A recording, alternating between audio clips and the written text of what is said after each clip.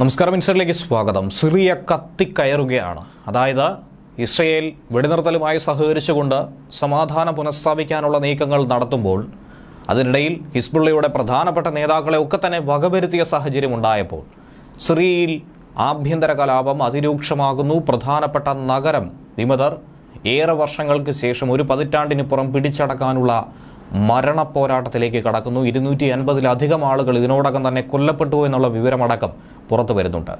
ഇപ്പോൾ ഇറാന്റെ എല്ലാ തരത്തിലുമുള്ള അധികാരങ്ങൾ സിറിയയിൽ നിന്നും കൈവിട്ടു പോകുന്നു എന്ന് വേണം മനസ്സിലാക്കേണ്ടത്. ഇസ്രയേൽ വളരെ ശക്തമായി തന്നെ വളരെ ശ്രദ്ധയോടുകൂടി തന്നെ ഈ മേഖലയിൽ നിരീക്ഷിച്ചുകൊണ്ടിരിക്കുന്നു. ഏറെക്കാലമായിട്ടുള്ള ആഭ്യന്തര കലാപം അതിരൂക്ഷമായ ഒരു ഘട്ടത്തിലൂടെ കടന്നു പോകുന്നു.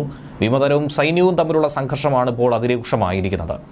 സംഘർഷത്തിൽ മരണം 250 പിന്നിട്ട് കഴിഞ്ഞിരിക്കുന്നു. സാധാരണക്കാരടക്കമുള്ളവർ കൊല്ലപ്പെട്ടുവെന്ന് മനസ്സിലാക്കാൻ കഴിയുന്നുണ്ട്. Syrian president Bashar al Azad സർക്കാരിനെതിരെ ടർക്കിഷ് സായുധ സംഘടനയായിട്ടുള്ള സേനയായിട്ടുള്ള ഹയാത്ത് തഹരീർ അൽ ഷാമിന്റെ നേതൃത്വത്തിലാണ് ഈ സായുധ കലാപം നടക്കുന്നത്. വടക്ക് പടിഞ്ഞാറൻ മേഖലയായിട്ടുള്ള ഇദ്ബലിൽ ഒരുപാട് ദിവസമായി ഇങ്ങനെ ഒരു പോരാട്ടം സൈന്യവും സായുധ സംഘവും തമ്മിൽ നടന്നുകൊണ്ടിരിക്കുകയാണ്. പക്ഷേ ഇപ്പോഴത് കൂടുതൽ രൂക്ഷമായി മാറിയിരിക്കുന്നു. ഇസ്രയേൽ അടക്കം യുദ്ധമുഖത്ത് നിന്നും പിന്മാറുന്ന സാഹചര്യം ഉണ്ടായപ്പോഴാണ് വിമത സംഘത്തിന് കൂടുതൽ കരുത്ത് കൈവന്നത്. കഴിഞ്ഞ ദിവസം ഒട്ടനവധി വിമതർ അലപ്പോ നഗരം പിടിച്ചടക്കി എന്നുള്ള വിവരം കിട്ടുന്നുണ്ട്. അലപ്പോ നഗരമെന്ന് പറയുമ്പോൾ സിറിയയിലെ ഏറ്റവും വലിയ രണ്ടാമത്തെ നഗരമാണ് അലപ്പോ. ഏറ്റവും പരമ്പരാഗതമായ നഗരം, ഒട്ടനവധി പൈതൃക സാഹചര്യങ്ങൾ നിലനിൽക്കുന്ന ഒരു നഗരം. ഇതാദ്യമായിട്ടാണ് അങ്ങനെ വിമതർ അലപ്പോ നഗരത്തിലേക്ക് എത്തിച്ചേരുന്നത്. അവർ ബൈക്കുകളിലും മറ്റ് ചെറിയ വാഹനങ്ങളിലുമൊക്കെ എത്തിച്ചേരുന്നതും ഫോട്ടോയ്ക്ക് പോസ്റ്റ് ചെയ്യുന്നതുമായിട്ടുള്ള ചിത്രങ്ങൾ സോഷ്യൽ മീഡിയ പ്ലാറ്റ്ഫോമുകളിലൂടെ പ്രചരിച്ചുകൊണ്ടേയിരിക്കുകയാണ്. അലപ്പോ നഗരത്തിന് സമീപത്തുള്ള ഒട്ടനവധി മേഖലകളുടെ നിയന്ത്രണം ഇതിനോടകം തന്നെ അവർ ഏറ്റെടുത്ത് കഴിഞ്ഞുവെന്നാണ് മനസ്സിലാക്കാൻ കഴിയുന്നത്. 2016 ഇതിന് മുൻപുണ്ടായ ഒരു കലാപത്തിന് ശേഷം സൈന്യം നഗരം തിരിച്ചുപിടിച്ചിട്ട് ഇതാദ്യമായിട്ടാണ് HTSന്റെ നേതൃത്വത്തിലുള്ള വിമതർ അലപ്പോ നഗരത്തിലേക്ക് കടന്നു കയറുന്നത് പോലും. അലപ്പോയുടെ 5 സമീപ പ്രദേശങ്ങളുടെ നിയന്ത്രണം ഇതിനോടകം തന്നെ ഇവർ ഏറ്റെടുത്ത് കഴിഞ്ഞു. 2020 ശേഷം ഈ മേഖലയിൽ നടക്കുന്ന ഏറ്റവും വലിയ സായുധ കലാപമായി ഇക്കഴിഞ്ഞ 4 വർഷത്തിനിടയിൽ രേഖപ്പെടുത്താവുന്നതാണ് ഇപ്പോൾ സംഭവിച്ചുകൊണ്ടിരിക്കുന്നത്.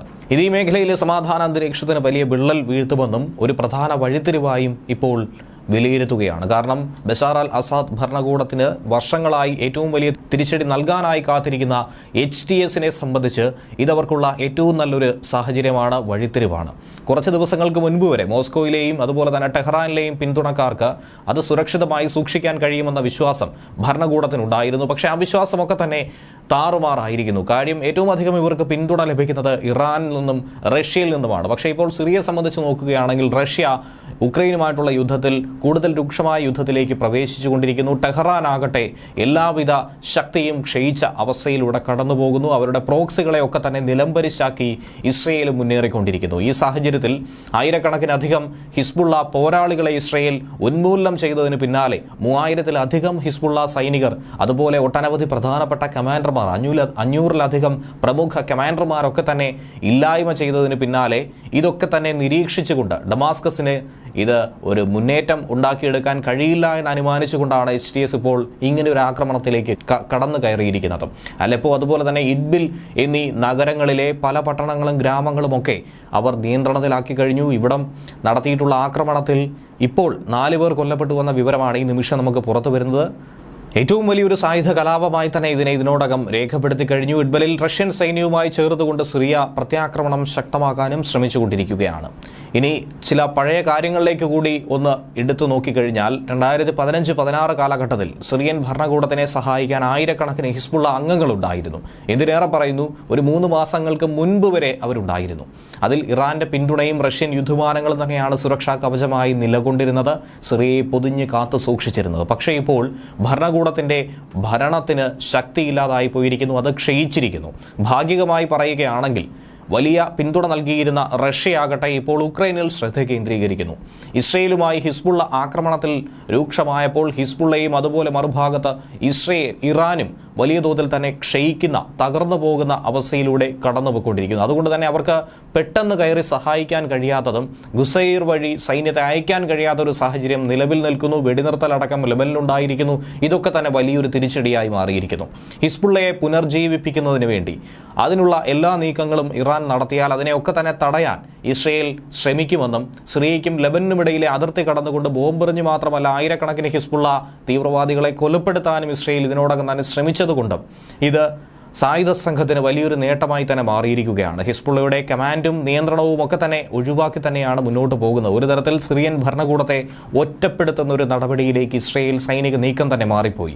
ഇപ്പോഴും സിറിയ വിഭജിക്കപ്പെട്ടിരിക്കുകയാണ്. തുർക്കി വടക്കൻ സിറിയയുടെ ഒരു ഭാഗം കൈവശപ്പെടുത്തി മുന്നോട്ട് നീങ്ങുന്നു. കുർദുകളോട് പോരാടുന്നതിന് മുൻപ് തന്നെ മുൻ സിറിയൻ വിമത ഗ്രൂപ്പുകളെ ഉപയോഗിച്ചുകൊണ്ടുള്ള ആക്രമണം നടത്തി. പ്രാഥമികമായി കിഴക്കൻ സിറിയ നിയന്ത്രിക്കുന്ന അമേരിക്കൻ പിന്തുണയുള്ള സിറിയൻ ഡെമോക്രാറ്റിക് ഫോഴ്സും ഇതുപോലെ തന്നെ നിലയുറപ്പിച്ചിരിക്കുന്നു. അതേസമയം വടക്കൻ സിറിയയിലെ ഉദ്ലിബിനെ HTS നിയന്ത്രിക്കുന്ന ഒരു അവസ്ഥയിലേക്ക് കടന്നുപോയിക്കൊണ്ടിരിക്കുന്നു. സിറിയൻ ഭരണകൂടം പടിഞ്ഞാറൻ സിറിയയിലെ പ്രധാന നഗരങ്ങളെ നിയന്ത്രിക്കുന്ന ഒരു സാഹചര്യം. അങ്ങനെ മൊത്തത്തിൽ വിഭജിക്കപ്പെട്ടിരിക്കുന്ന ഒരവസ്ഥ. എടുത്തു പറയുകയാണെങ്കിൽ ഡമാസ്കസ്, ഹമ, ഹോംസ്, അലപ്പോ ഇതൊക്കെ തന്നെ ദുർബലമായി മാറിക്കൊണ്ടിരിക്കുന്നു. അതേസമയം ഇസ്രയേലുമായിട്ടുള്ള വെടിനിർത്തൽ കരാറിന് പിന്നാലെ വിശുദ്ധ വിജയം നേടിയെന്നുള്ളൊരു പ്രഖ്യാപനം പങ്കുവെച്ചുകൊണ്ട് ഹിസ്ബുള്ള മേധാവി നെയ്യിം ഖാസിം രംഗത്ത് വന്നതാണ് ഏറ്റവും ശ്രദ്ധേയമായ മറ്റൊരു സംഭവം എന്ന് പറയുന്നത്. ഹിസ്ബുള്ളയുടെ സ്വയം പ്രതിരോധിക്കാനുള്ള അവകാശം ഉയർത്തിപ്പിടിച്ചാണ് ഈ വെടിനിർത്തൽ കരാറെന്നും ഹിസ്ബുള്ള മേധാവി തന്നെ സ്വന്തമായി അങ്ങ് പ്രഖ്യാപിക്കുകയാണ്. 2006 വിജയത്തേക്കാൾ വലിയ വിജയം ഇപ്പോൾ ഹിസ്ബുള്ള നേടിയെന്നാണ് ഈ 3000-ലധികം പോരാളികളെ നഷ്ടപ്പെട്ട അവസരത്തിൽ പോലും നെയ്യിം ഖാസിം പറയുന്നത്. എന്തിനേറെ പറയുന്നു, അവരുടെ ഏറ്റവും പ്രധാനപ്പെട്ട പ്രമുഖ നേതാക്കളൊക്കെ തന്നെ കൊല്ലപ്പെട്ടിട്ട് പോലും അവരുടെ ഈ ഒരു ആത്മവിശ്വാസം തന്നെയാണ് ലോകത്തെ അമ്പരപ്പിക്കുന്നത്. വെടിനിർത്തൽ പ്രഖ്യാപിച്ച ദിവസം താൻ പ്രസംഗം നടത്തേണ്ടതായിരുന്നുവെന്നും എന്നാൽ എന്താണ് സംഭവിച്ചതെന്നതിനോട് ആളുകൾ എങ്ങനെ പ്രതികരിക്കുമെന്ന് കാത്തിരുന്ന് കാണാനായിരുന്നു തനിക്ക് താല്പര്യമെന്നാണ് നെയ്യിം ഖാസിം പോലും പറഞ്ഞത്.